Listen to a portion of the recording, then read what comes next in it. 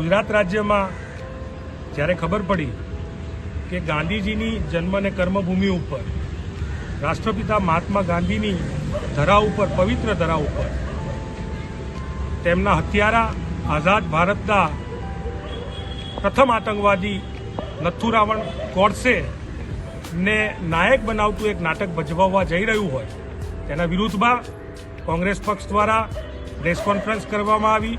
રાજકોટ શહેર કોંગ્રેસ સમિતિ દ્વારા રાજકોટમાં વિરોધ પ્રદર્શન કરવામાં આવ્યું. જામનગર શહેર કોંગ્રેસ દ્વારા કહી શકાય કે ત્યાં પણ વિરોધ પ્રદર્શન કરવામાં આવ્યું.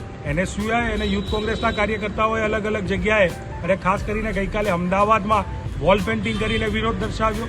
અને સમગ્ર ગુજરાતના નાગરિકોએ નથુરામ ગોડસેનો આ નાટક જ્યાં એને નાયક બનાવવાનો પ્રયત્ન થયો હોય તેના ઉપર થૂથું વરસાવી અને ચોક્કસપણે વિરોધ દર્શાવ્યો ગુજરાતની જનતા, કોંગ્રેસના કાર્યકર્તાઓ, ગાંધીવાદી લોકોએ. તેથી કરીને રાજકોટ હોય ત્યાં પણ નથુરામ નાટક રદ કરવામાં આવ્યું, જામનગર પણ રદ કરવામાં આવ્યું અને આજે જાણ થાય છે કે અમદાવાદમાં પણ રદ કરવામાં આવ્યું છે. કોઈ પણ સંજોગોમાં ગુજરાત કે ભારતમાં ગાંધીના હત્યારાને નાયક ન બનાવી શકાય. આ દેશના નાયક હંમેશાથી મહાત્મા ગાંધી હતા, છે ને રહેવાના છે. મહાત્મા ગાંધી આ દેશની ધરોહર છે, વારસો છે.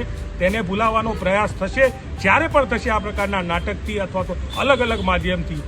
કોંગ્રેસના કાર્યકર્તા, દેશના નાગરિક તરીકે અને આ દેશને પ્રેમ કરીએ છીએ, ગાંધીમાં માનીએ છીએ, દરેક વખતે અમે વિરોધ કરતા રહીશું. આવનારા સમયમાં પણ સરકાર ધ્યાન રાખે કે તાત્કાલિક આ પ્રકારના નાટકોની મંજૂરી રદ કરે અને આ પ્રકારના નાટકોને ક્યાંય પણ ભજવવા ના દે.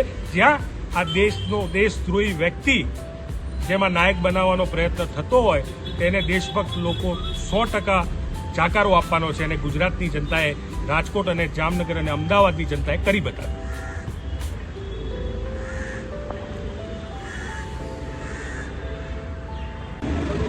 ગુજરાત ક્યારે પણ રાષ્ટ્રપિતા આદરણીય મહાત્મા ગાંધીજીના હત્યારા, આઝાદ ભારતના પ્રથમ આતંકવાદી નથુરામ ગોડસે, રાવણ ગોડસે કહી શકાય એવા વ્યક્તિના વિચારોને ક્યારે પણ ગુજરાત ના સ્વીકારે.